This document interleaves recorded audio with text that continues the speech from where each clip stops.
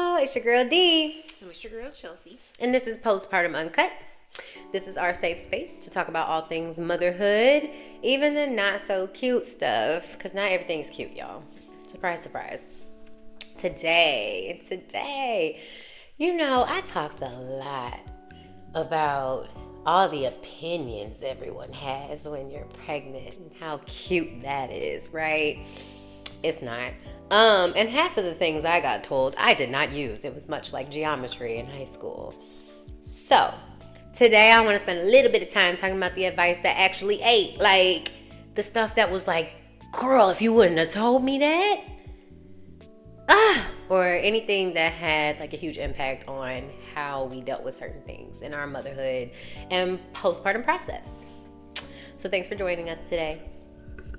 Chelsea, is there any particular thing, like one big thing that just like hit that someone gave you advice about?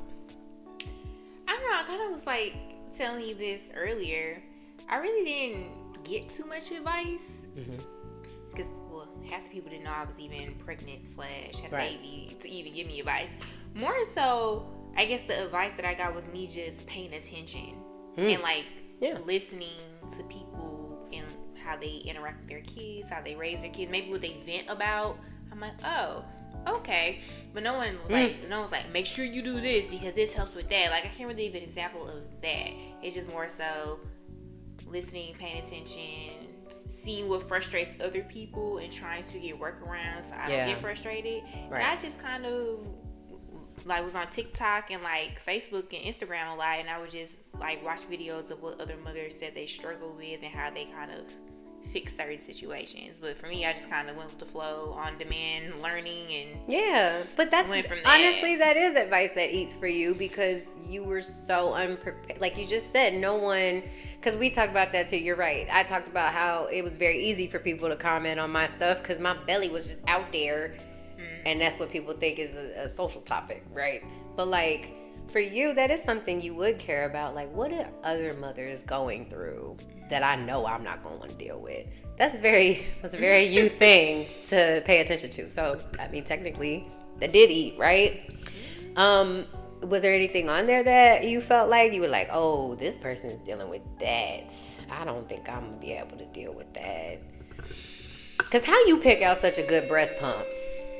No, well, you talking about like the one the insurance was free? Like the Mom Cozy. The Mama Cozy? Oh, well, people had already said that was a good brand, like when like Googling that. And I had Mama Cozy products. I want to say the parts. Well, I had the part sterilizer bags. The bags. That was Mama Cozy. So I had Mama Cozy in my house anyway.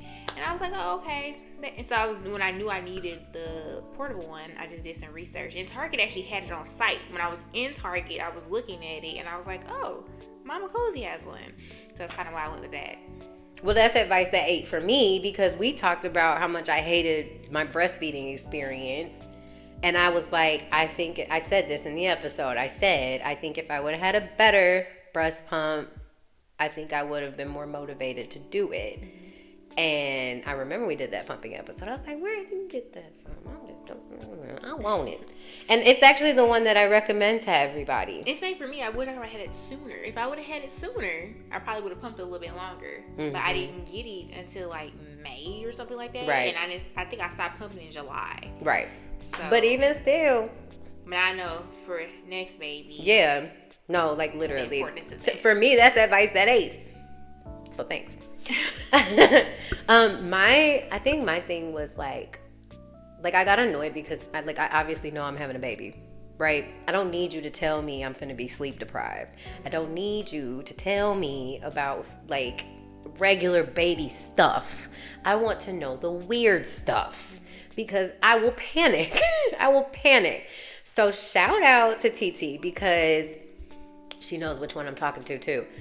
There is this weird, and if you experience this too, please drop it in the comments so I know I'm just not a part of this little group.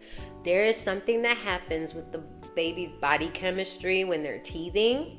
And so like the acidity, whatever, of like their stool or maybe even the pee. But my son gets this very weird it sounds like more severe when I say weird, but it is. It's weird because it doesn't look like diaper rash. It doesn't look like hives. It's inflamed skin. That's literally it. So I'm sitting there like, what do I put on this? Because I used to swear by A&D because my mom used that on my brother, but that is that menthol or whatever, that little medicated part of that. I'm like, I don't want to put that on a rash. I feel like that's gonna sting or burn. I don't know. It's not my booty. I don't know. But it's very uncomfortable for him, as you can imagine. And I would not have known that she called it a teething rash. I don't know that is the actual term for it, but I knew it would come when it was teething, and I knew it was a diaper rash, so therefore it helps. She mentioned her son got really bad rash down there too when he was teething. Every time his teeth cut through, he gets this diaper rash. And it doesn't necessarily heal with, Vaseline on a mild day is fine. I only use Aquaphor Vaseline diaper-wise. But even Aquaphor wasn't doing what Aquaphor normally be doing for things, right? So he has a medicated ointment that I rely on. I've refilled it 5 times because his teeth are coming in 4s. They're all coming in together. All of these are coming in. The back ones all came in together. So the only time motherhood is low-key unbearable is when his teeth are cutting through and he's going through a growth spurt. Because it's all coming at once. It's unbearable pain. He's always in his ears. He's digging his head into the floor and, what is this? Take my head off. And that is hard for me. He's in pain. I can't always fix it. And then he's hot. And you can only do so much about that. It's just so hard when your baby don't feel good. And if I wouldn't have known about that, I would have been going crazy. So that was advice they had for me. To me, but I know, once again, I'm listening. Right. To other people talk about their issues. Yeah. So hopefully the next baby doesn't go through that. But if they do, now I know. Yeah. I'm still going to inquire. Is this what that is? But I know. Well, I asked the doctor too, and she's like, I've never heard of that, but I suppose when we went through the thought process and the logic that I just did about acidity and all that, it makes sense. And so she prescribed what she did, and it worked. And I'm like, hey, he's got some teeth coming through. I need more. She'd be like, yep, it's nice. So had I not known about that, Also, all of my problems are teething. You ready? Frozen waffles. There's a whole week I just kept giving him waffles, and he just gnaws on them. And it feels so good on their gums. I don't think I've heated up a waffle in probably months. So nobody told me this. I just thought about this one day. But baby girl, when she was teething, I'm pretty sure a colder teething ring would be better than a room temperature teething ring. So I literally would keep bowls in the fridge. I didn't do the freezer. I just did the fridge. Her teething products. I even threw a pacifier in there too. When she's in it would put her to sleep. Literally, I just thinking. Logic says you put cold on things that are inflamed. Right. And so I kind of went from there, but I never thought about it taking a step further with food. Yeah, that was one of my mom friends. She said, girl, get him a waffle. I was like, he sure do got some waffles. Okay. He tore that mug up, and I'm just giving him waffles. And then sometimes it'd be easier to just give him that in the morning than a bottle of milk, because he wake up, he hungry. I wake up, I'm immediately a slave. Yeah. So, yes, the other thing, do not put them in the freezer. That is a whole thing. Anything that you're going to put cold, don't put it in the freezer. It's too cold for their gums, and sometimes those toys don't have stuff inside that's meant for the freezer. You got to read the package, guys. Oh, that's it. While we're here, I'm going to, real quick, another thing you can do for teething is a washcloth. You wet a washcloth and then kind of leave it in the fridge for a second, 5 minutes or so. And an old school auntie gave me that idea, and I feel like that works better now. He's gnawing on it. He didn't take too kind to it when he had just gums. He was also being fat. He was here for the waffles, and that didn't hit as much. Yeah, you can't start off with the waffles and then switch over to the towel. The towel has to come first, and then you do the waffles. No. It was the other way. No, I'm saying like you start off with the good stuff, which is the waffle, Oh. and then now you want him to have just a regular towel? Yeah, Come on well, now. now and then his butt, he be on his blanket now just chewing. I be like, do you need, never mind, you got it. Just work it out, baby. I know it's like your jaws is just on fire. I know, I get it. But something else that that I realized, like, one of the same mom friend that told me about the waffles, she said, girl, make sure you send in those cards, the product information cards with the little squares on them. You know, we either keep them with the instructions that we keep, or we throw them things away. But what they actually do is they allow you, when you send them off, they register your product under the name, and they know that you bought one of their products with a whatever serial number it is, whatever it is, car seats, strollers, swings, cribs. It's like literally almost everything comes with that. And that is for if any safety recalls, warranty issues, like if anything with that product is discovered, they are going to notify you about it. And Brezza, my baby Brezza, they have a whole little system, and they email you when formula settings change. Nice. Because formula recipes change over time. So you have to you got to set it for the right like setting or whatever for the amount. And yeah, we got an update when Similac changed their formula recipe a little bit. They was like, yeah, instead of using setting 4, you got to use setting 5 now. So I was like, oh, I'm so glad that I did that. Nice. So another cute thing, you can check out some of the advice that we got or we can give on our mom hack video. What was it? The Nifty List? Mm-hmm. So that was like from season 1. And I remember you said that. About the teething. You did. In the refrigerator. You did. You talked about the teething in the refrigerator. I think I talked about them cards too, low key. Now it wasn't really advice, but it's once again something that I witnessed. I just was like, who thought to do this? So this is when baby girl was learning to walk. And she would take her little pow steps when nobody was looking, whatever. But then after that, she wanted to be a noodle, pick me up. And I'm like, okay. Or she wanted to hold your hand and walk everywhere. Mm-hmm. My mom literally got a scarf and tied it around her waist, and was walking through the house like this with her. So like she really was walking, because she put very little resistance with it. So she really was walking on her own.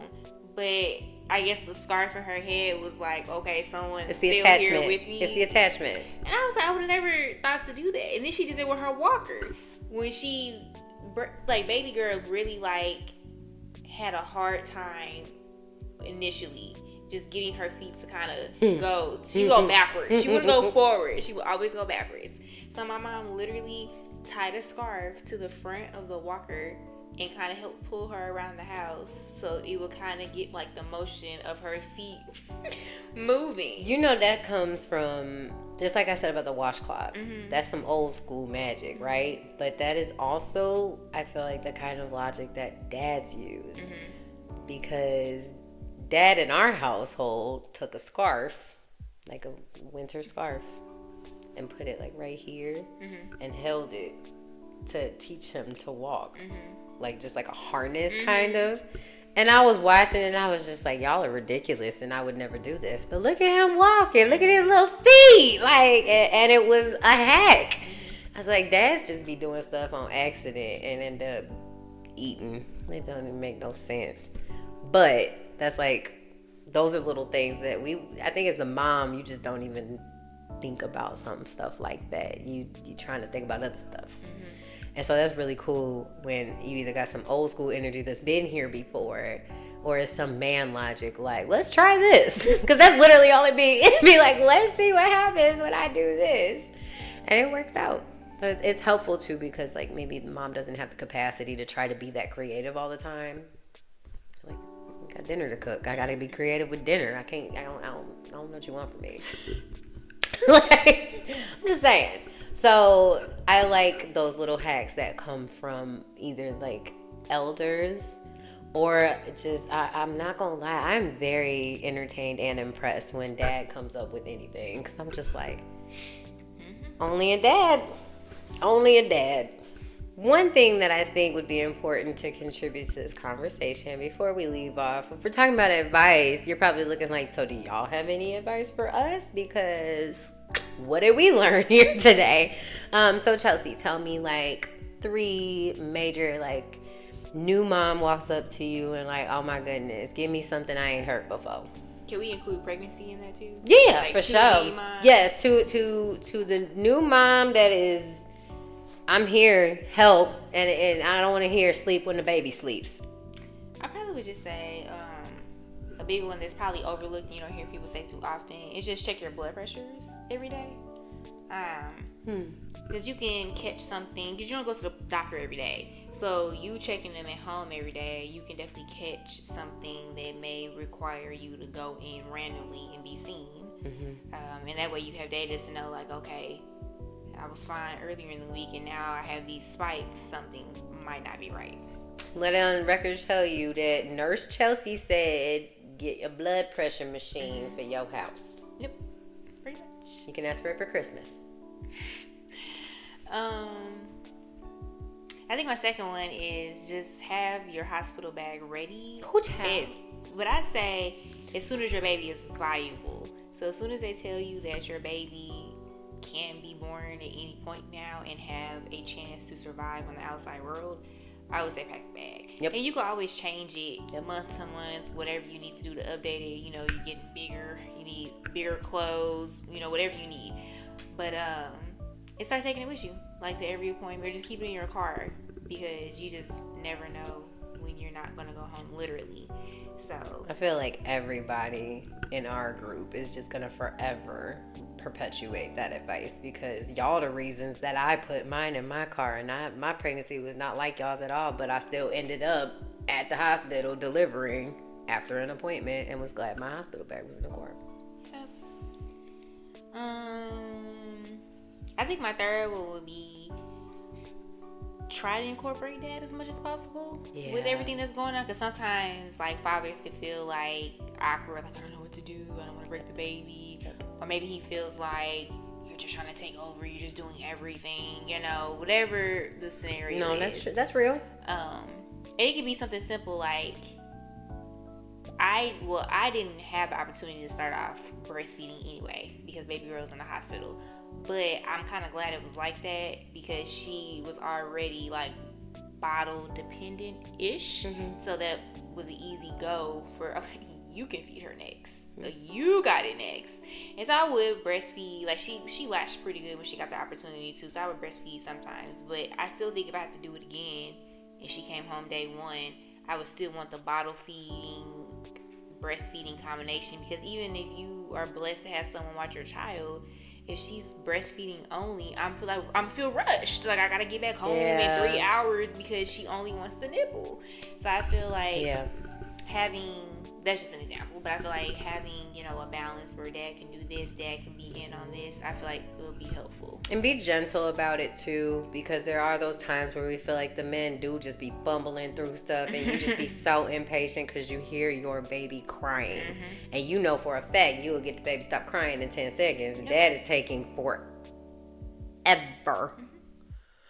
Patience, young one, patience. Oh, it's so hard. Because the cry is like an alarm. It's just like turn it off. But I will say, it requires gentle patience to do that too. To say like dad is still learning, and they already probably feel a little inadequate because they know that moms have things that they can't provide. So I like that one. I do. It's not always easy. What are your top 3?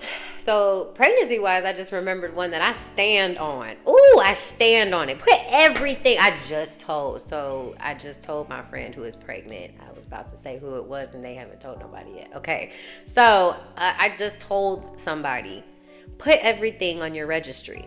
Put all the things. Anything. Do not limit yourself. It's a registry. It's basically a wish list. People don't have to buy you anything. So if people do buy stuff, give them everything that you could need. And I'm saying, like, do not limit yourself to newborndom. I put toddler stuff on there. Also, too, speaking of that, don't limit the price either. Don't limit the price. Someone may be like, it's $1,000. Cool. Like, you never know what mood someone's gonna be in. Or when they go to your registry. on Amazon, remember we talked about the people could go in on a bigger item. Like, you can put money towards $1,000 item, and if 10 people put $100 in it, then we good. You know, and I told her the reason you do that is because you never know who is willing to support you. In what way? When I left work, clients had my registry and bought me things, and we ended up with 3 car cameras because of it, because family bought the 2 that we put on there, and then a client bought another one just because. And that was really cool, because now we talked about this, Momo has hers in her car when she watches him. So put everything on the registry. I also said that because it made transitions so much easier, because you're in this stage now, cool. Like, I also accepted a lot of donated items. Baby boy's wardrobe was hand-me-downs, like a mug and they're nice, they're decent hand-me-downs. You wash them, you sanitize them, and you move on. Like, having that stuff, having it was really cool. We got a potty at the baby shower. I'm not worried about potty training. I already started. Like, you know what I mean? Like, your registry is, if I had this will make my life easier. I wish I could. I want to try this. Let your imagination run wild. Put everything on there, and then whatever isn't bought, you know where to go from there. I hate when people limit themselves on their registry, because you're selling yourself short, and you never know what blessings you're gonna miss out on. Right. You put there's the diaper fund on Amazon too. So it's like, do a little bit of research and just throw everything that you think is a good idea on there, and then you can always change it as you learn more, right? So that's my advice. I'm also compelled. I just felt convicted on my heart to make sure everybody knows this, because a lot of people don't know about the winter coat thing. And my sister friend was at daycare where she saw a lot of people with babies in the car seat with a coat on. That's not a thing. It is highly unsafe. It is a hazard. Don't do that. A car seat cover, first of all, will solve a lot of problems. My baby didn't wear a puffy coat at all. He wore long sleeves, maybe had a blanket, definitely a Scully, and a nice bougie car seat cover. And he never came out the car seat until he was at somebody's house. So you have no reason. It is not safe. Do not put a baby in a puffy coat in a car seat. Half the time you put them in the car seat incorrectly anyway that way. So that's my advice / public service announcement, and shout out, because I know my friend would have wanted me to say that. So that's my little tidbits on that. The other thing, I have been really on my healing journey for quite some time, and we talked about the emotional impact, the mental load that motherhood can take. If you have the opportunity to go to therapy before you have a baby, especially during pregnancy, and definitely freaking after, but your experience afterward will be shaped by what you do to prepare beforehand. And a lot of times what people deal with postpartum depression, anxiety, anything like that is kind of derived from an underlying form of that. You probably had some anxiety before that you ain't really deal with. And knowing your triggers and being self-aware helps you catch those moments a lot faster. And it makes it easier to communicate with people even when you don't know exactly what to say. It makes things a lot easier. And especially because you will be feeling some sense of loss. You can feel a sense of aloneness in a certain way. There are lots of things that you don't really think about, psychologically. And so I think it's just important to have an unbiased, educated person. I believe in church and therapy, honey. They work together. God gave these people the skills to help you be a human and figure the human stuff out, and then you go connect with your divine source afterwards. I highly recommend a church home and a therapist. Nice. That's my advice. And the last thing is my overall to every mom. Don't try to be anything other than the mom you need to be for your kids. There's a lot of pressure to like do things right or not try to seem a certain way. There were certain things that I didn't want to share with people because I didn't want people thinking I was over here doing this and whatever. At the end of the day, this is a quote I really like. I put it on my vision board to help me not spiral before motherhood. It says, so long as everyone in your house feels loved, you have done enough. Not you have done your job, you have done enough. You hear me? Because we always try to do too much. And we always wonder, like, am I doing enough? Am I doing enough? If everyone feels loved, you are doing enough. That requires you to pay attention to your kid, pay attention to what they like and don't like, so you know how to create safe spaces, so that people know how to approach your child, so that people know how to play with your child. Like, I think it's the biggest thing to just observe and take notes and say, okay, oh, he responds to that. Oh, okay. Because that's how we found out he likes drums. That's how we found out he's into music. And so, like, now he's got instruments coming every which way. Auntie just told me at church today, well, I got a tambourine at his house. You bought him a tambourine already. Who has a tambourine at whose house? She's like, my nephew has. Okay. Excuse me. So, like, I just think it's very important to accept your situations for what they are and be observant to see how you can make the best of that.